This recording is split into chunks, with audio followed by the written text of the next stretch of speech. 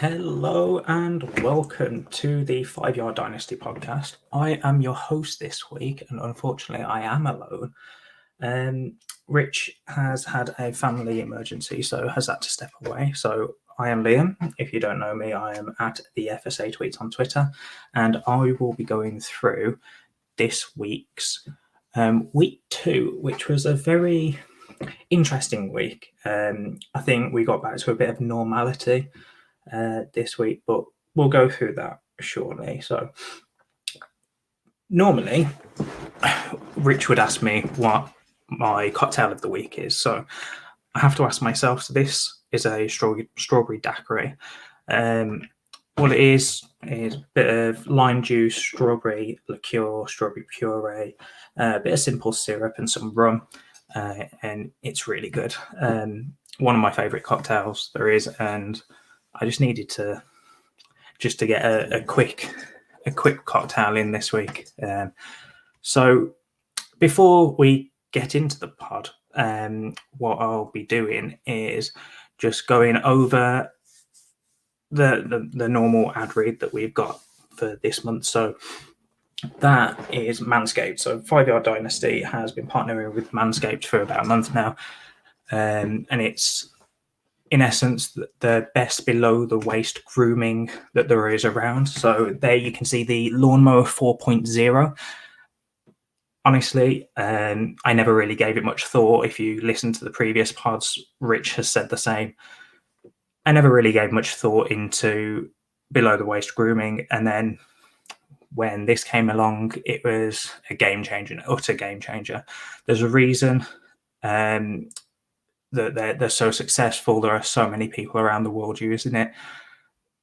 With 5 Yard Dynasty being sponsored by Manscaped, everyone that would like to buy one can go to their website and get 20% off and free worldwide shipping using the code 5Yard. That is 20% off and free worldwide shipping with the code 5Yard. So, on to this week. It was a kind of, as I said, it kind of got back to normality a little bit. So I'll go over the high scorers to start with. So the high scorers at the quarterback position, as usual, it is 4 points per touchdown, -1 for interceptions, just normal sleeper scoring. And the top three were Kyler Murray right at the top at QB1, Lamar Jackson, and then Tom Brady. And I think everyone called Tom Brady doing really well this week. So moving on to running backs, this is in half PPR, not full PPR. Derrick Henry, Aaron Jones, and CMC or Christian McCaffrey. Again, all did extremely well. Some of the top guys I'd expect to see every week. But Henry and Jones this week were on an absolutely other level. I stayed up to watch the Packers game last night, and there was a clear game plan going into it, and it was just an insane show from the Packers offense that they're going to bounce back this year. Obviously, that is coming from a very much a Packers fan. But yeah, I think Jones was the focal point. Adams was kind of used more as a decoy with the odd pass to him target to try and keep the defense honest and make sure they're covering their wide receivers. So then moving on to the wide receiver room, this is where it kind of gets a bit more unusual, something that we didn't really predict as a community. So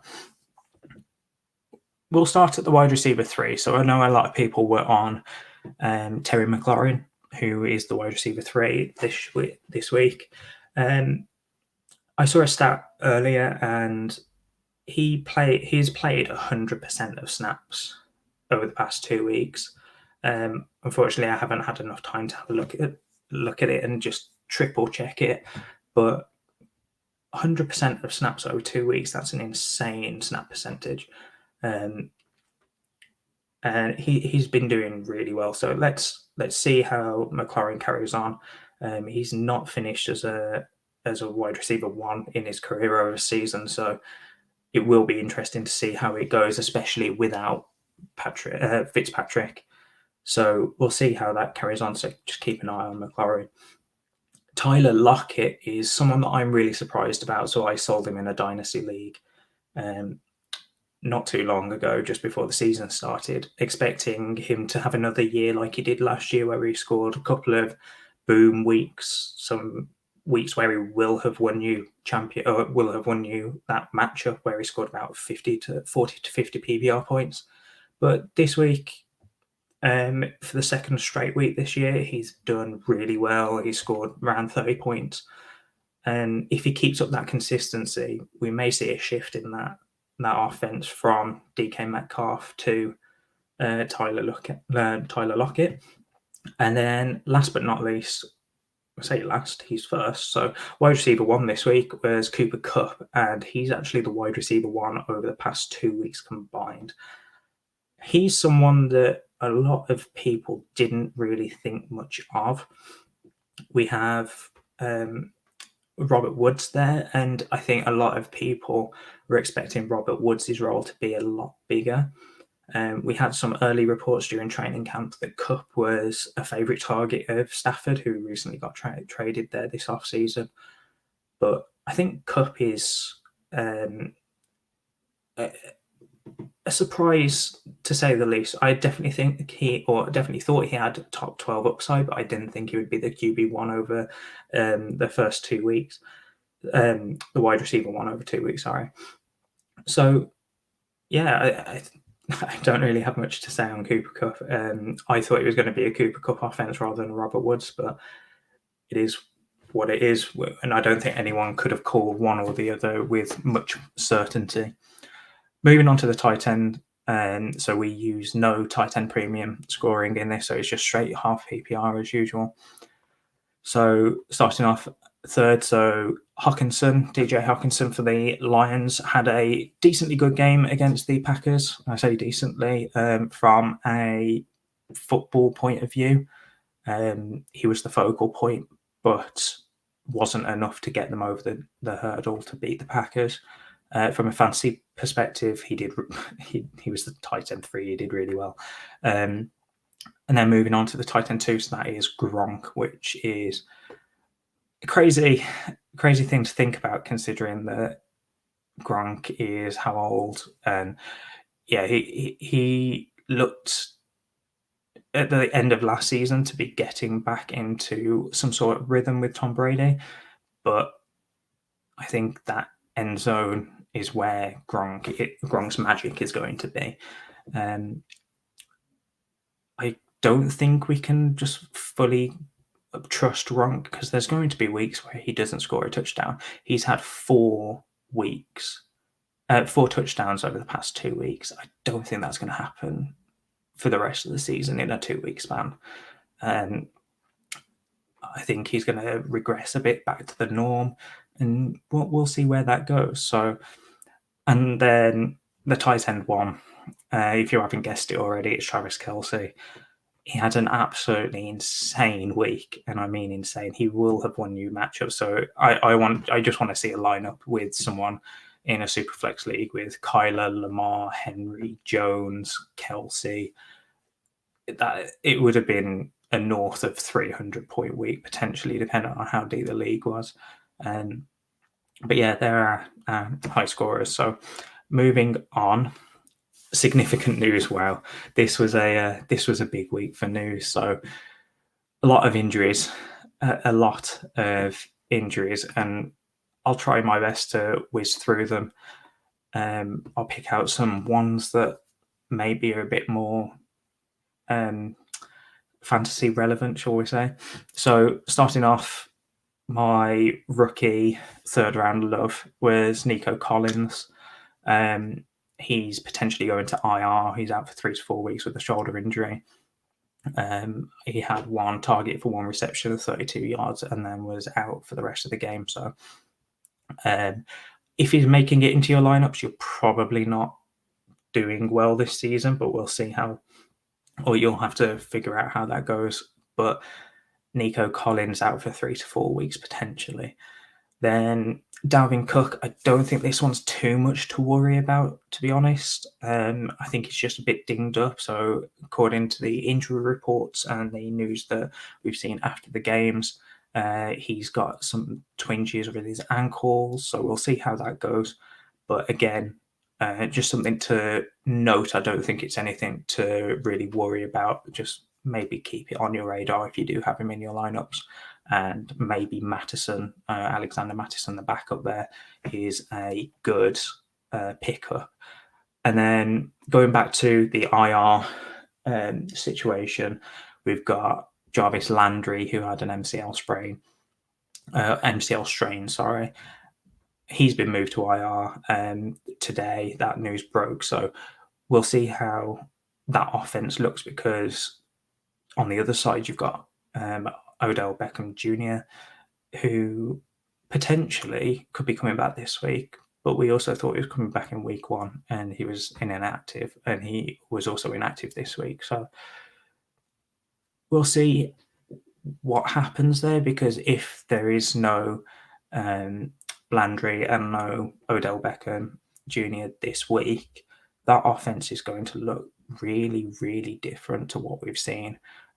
I just think that Stefanski is going to go into much more of a running offense than previously. So staying with the running back talk at the end of that there, Darrell Henderson has had some injuries to his ribs. So no x-ray results have been published yet, but from the news, it's definitely something you need to consider, and he could be out for a couple of weeks.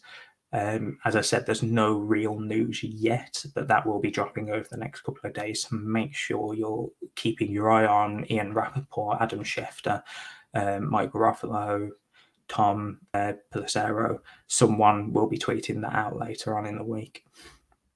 And then the San Francisco 49ers backfield has been an injury, like, just there's so many injuries there, it's unreal. So obviously last week we had Mostert go down, potentially done for the season now.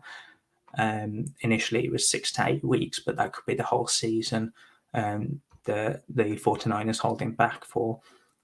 This week you have Trey Sermon was made active, and then I think it was on his first running play. He had a concussion and was out for the rest of the game. Week 3 status is unknown. We don't know what's going on. It's most likely that he misses this game. But again, we'll see.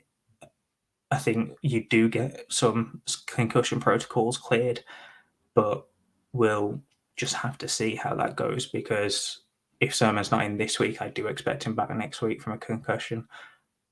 But it really depends on how bad that concussion is, because they can hold people out for a couple of weeks, if not more than that.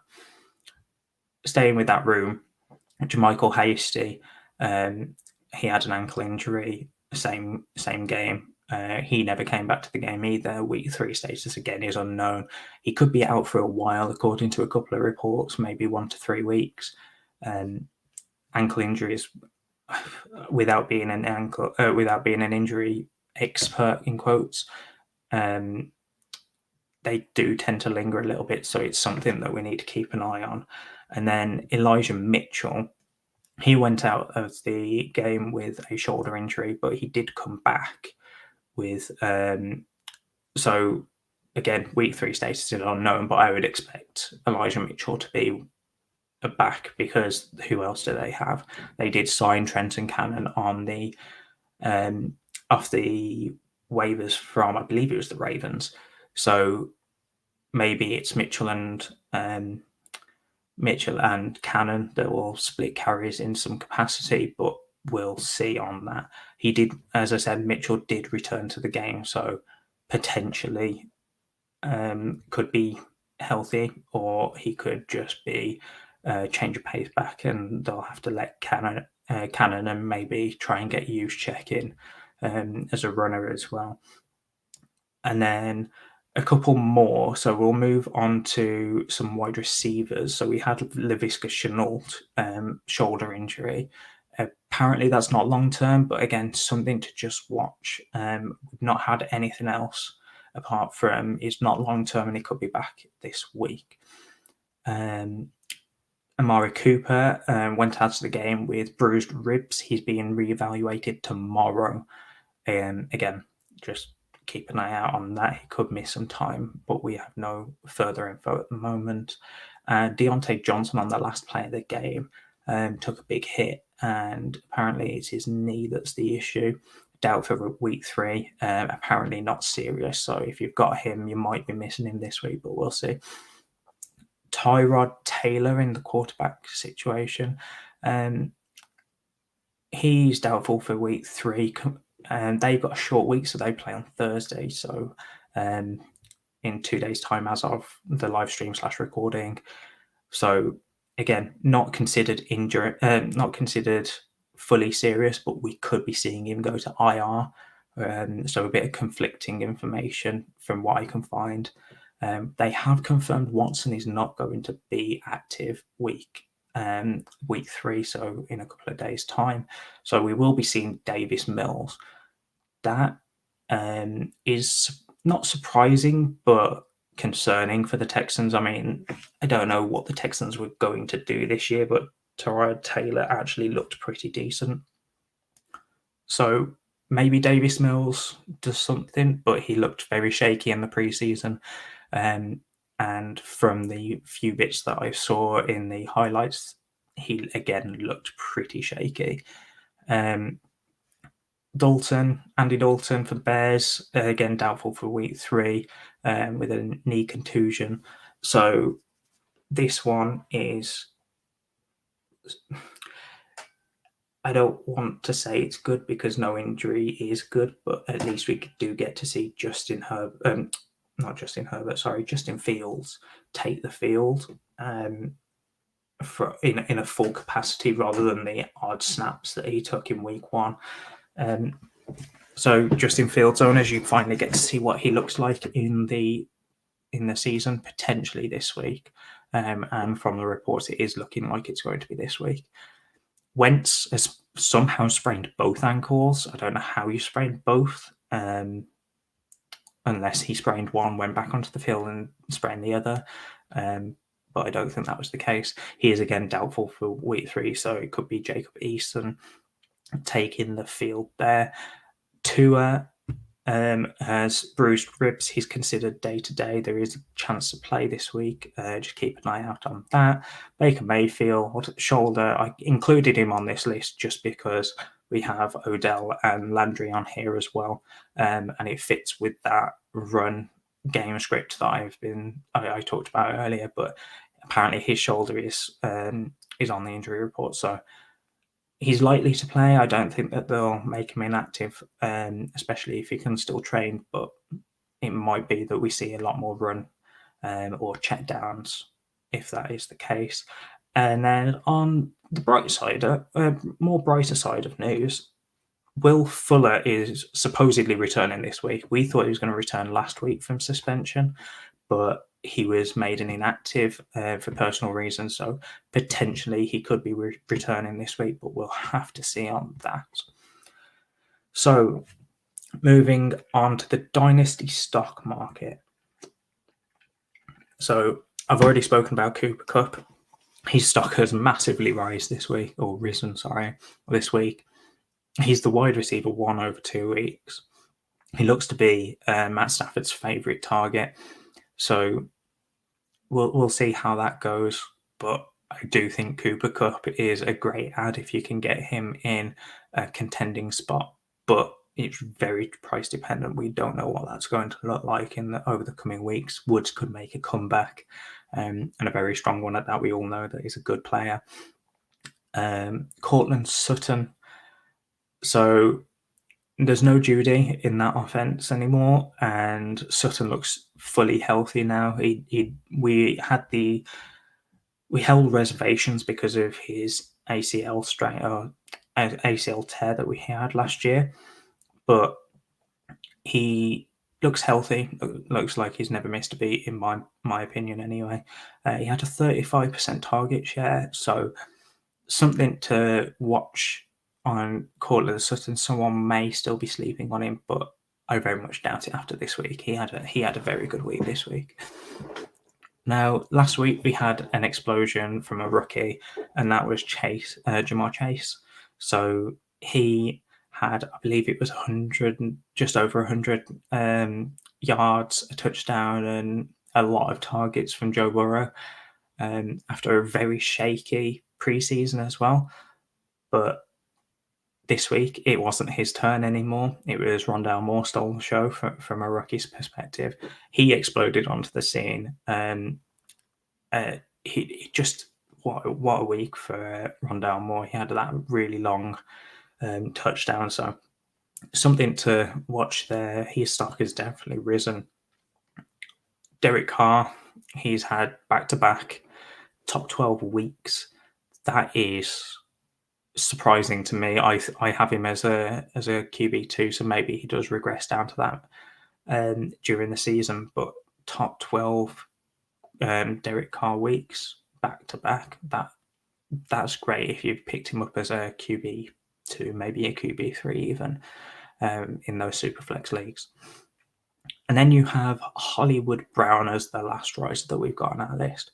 So he's someone that I added to the list after Richard had a look at the show sheet, and I was really surprised. So Hollywood was going outside of the top 36 wide receivers. I believe me and Rich picked him in the 13th or 14th round of the Dynasty Listener League, and he's currently the wide receiver 8 over the 2 weeks. He's had 16 targets, 12 receptions from those, 182 yards and 2 touchdowns, and then a measly 5-yard rushing from 1 attempt. But maybe it's game script dependent. The Ravens have been very, very pass heavy, or should I say more pass heavy than usual. They've had a big game, a big shootout with the Las Vegas Raiders.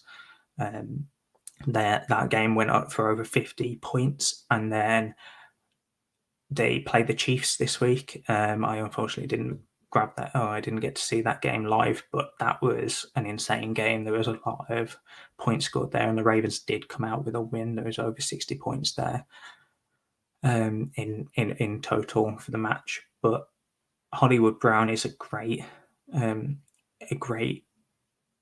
under the radar surprise, shall we say. I don't think he's going to carry on with the wide receiver 8 pace that he's got currently, but definitely someone to look out on. And then moving over to the fallers, so Kenny Golladay, and we've also included Saquon Barkley, and I kind of want to expand this to all of the Giants' offense. They look very, very slow.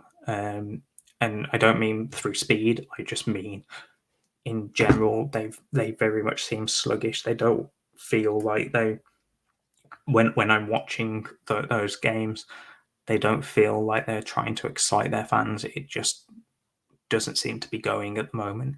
The only saving grace on that offense right now is Daniel Jones from a fantasy point of view.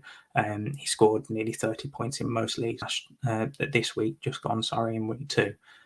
So maybe the Giants do switch it on. I know Kenny Golladay has been battling injuries throughout the off season, and potentially that hamstring could be still lingering. Saquon's coming back from his ACL tear, so it could be just that. And then you've in that offense as well, you've got Engram, who hasn't been playing.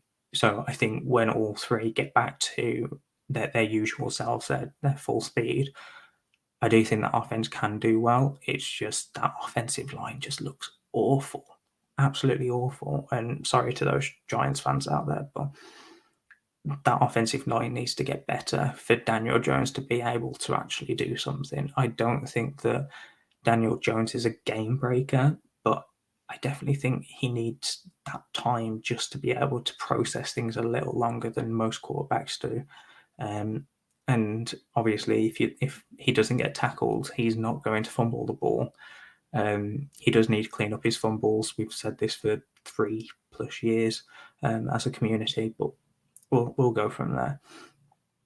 And then moving on from one offense to another, we're going to look at the San Francisco 49ers offense. Now, in particular, we've pulled out Brandon Ayuk and George Kittle. Brandon Ayuk has been very, very disappointing for a lot of people this year so far. I said that this offense was going to be very up and down, and one player could go off while another doesn't. But I didn't expect it to be Deebo Samuel for the first 2 weeks of the season.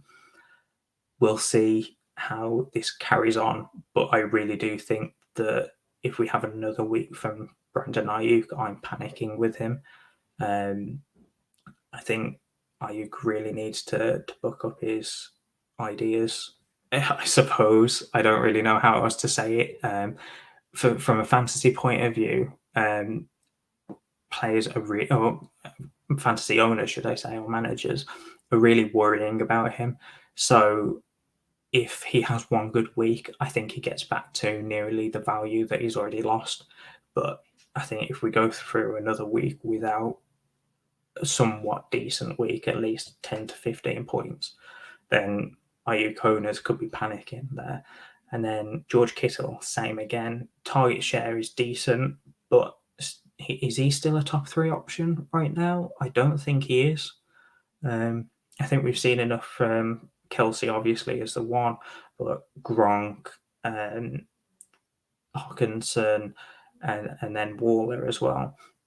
I think all 3 of those have shown that they're currently above Kittle. Maybe Kittle does get back to his games and to his ways, and I think he does. I just think that it's going to take him a good amount of time to adjust with Ayuk and Samuel there, especially Samuel, getting the amount of target and the opportunity that he's actually getting. As I said, they haven't really played together, all 3 of those options, plus a healthy running game and Jimmy Garoppolo. So that offense is pretty brand new. So we'll have to see what happens in the future. But I'm really worried with Kittle because he's had no red zone targets at all, and that's where we would expect Kittle to make his mark. So maybe it is just game script so far, and once Kyle Shanahan sees that people or the teams will be moving to cover Samuel over the others, he'll start using the others more. But I do think Kittle will get back to top 5 tight end by the end of the year. We just need to see that coming through.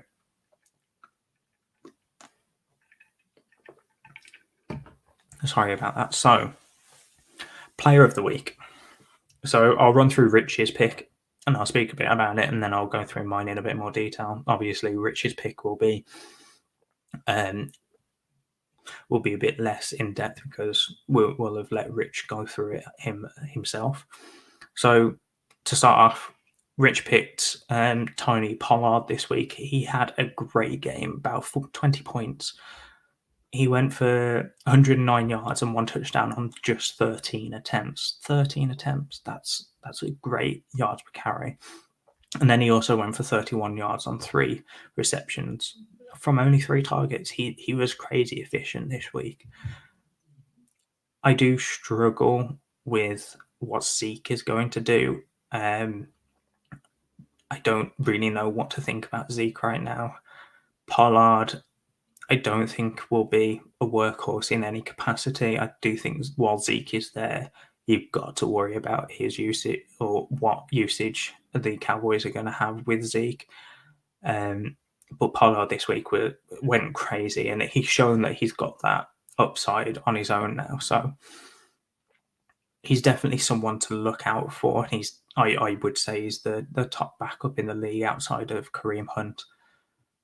So we'll see. And knowing me, I'll have forgot someone very obvious there, and someone will tweet me later or message me on Sleeper and say, "What are you talking about? This guy's better." So then moving on to my player of the week, Michael Williams is who I'm going to go with. He has had 7 receptions from 10 targets, 91 yards and a touchdown.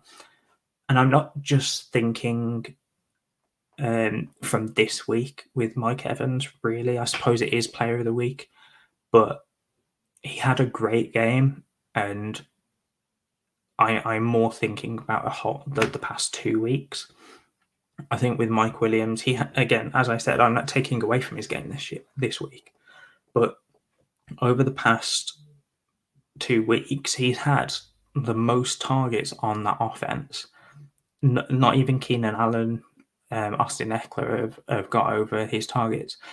Keenan Allen is only one target behind. I'll give him that, but he's the most targeted player there, and he's gone for 173 yards and 2 touchdowns over a 2 week span. I think last year we had been looking at probably a good 4 or 5 weeks before he actually hit that span. So if he stays healthy this year, I think he could do really well. I don't think he's going to stay as high as he is. I think he's a wide receiver 12 right now. So I just think he's someone that, as a contender, you could probably get for cheap and still have him produce. Last year, there were a lot of plays where Herbert just missed him, or there was a bit of communication, or like the timing was slightly off between him and Herbert. And I do think Mike Williams is going to come back this year, and those plays are going to hit. So I think definitely look out for him. He's at least a top 24 wide receiver this year in the season, unless an injury comes along. But definitely something there that connection between him and Herbert has really hit off.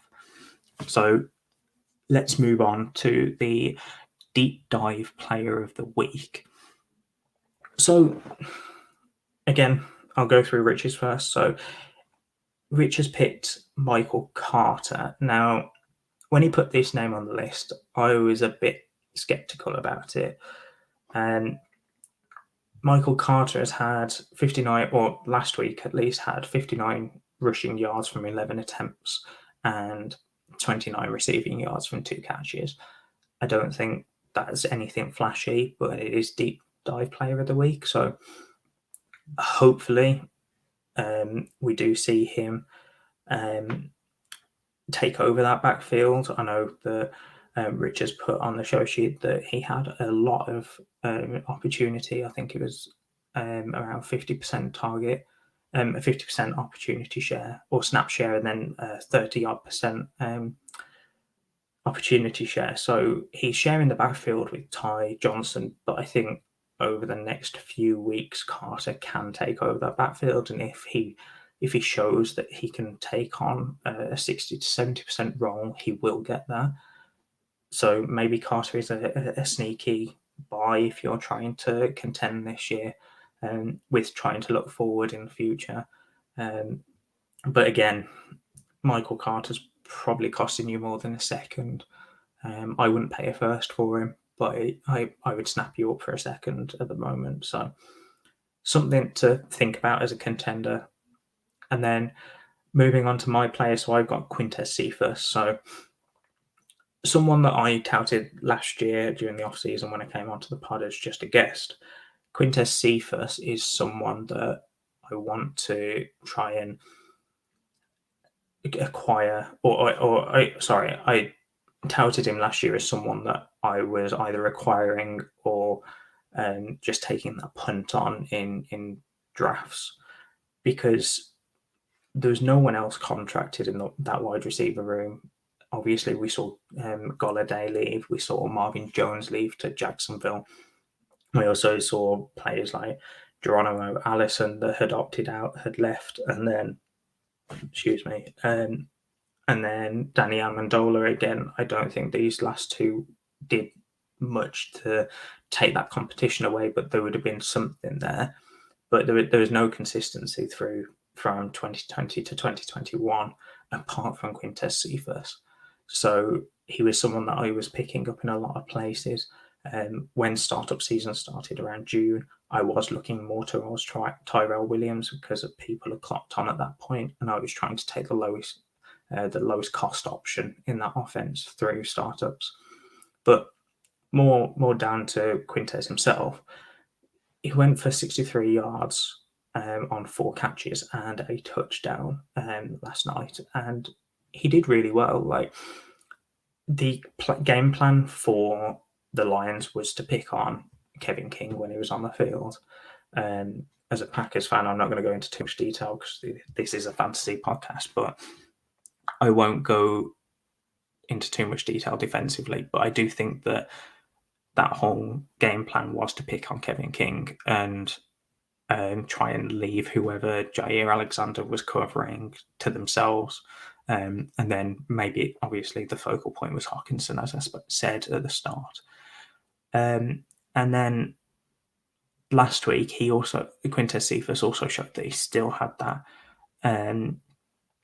in his game. In total this season so far, he's had 13 receptions for 7 receptions for 13 targets. Sorry, he does need to improve that completion rate, but I think most of those incompletions have been deep balls from Jared Goff. So we'll see how that carries on. I do expect Hawkinson and Swift to be the main competition for targets in general for that offense. And maybe when Tyrell Williams comes back, he does see that high target share he saw right at the start of the first week. But I do think Quintez Cephas is someone to look at. I'm probably selling high on him right now. If I can get a second, I'm snapping anyone's hand off that will give me a second for him. I do think that if he carries on like this, he's just a 1-year rental. I don't think there's much more to him than that. But Quintez Cephas, I think you can do a lot worse as a boom bust play. He nearly also made an insane grab over Kevin King, one-handed, leaning backwards over the defender. I think that he's got the skills. I just worry about him when Tyrell Williams comes back and how those game plans may change, and it may become a run-heavy offense with Jamal Williams and DeAndre Swift in the backfield. So that is mostly the end of this pod. It's quite short because I haven't got Rich to bounce conversation off, but we do have one listener question I managed to pick up just before I started recording. I can't remember who asked it. It was in the Dynasty group chat, and it was asking about the Davis Mills situation, and I believe it was Alex, actually, I'm thinking, from the Dynasty Listener League, that asked what am I doing with Davis Mills. And now that he's starting, I'm probably looking at selling him. I don't think he's the future in Houston, sorry, but we'll see.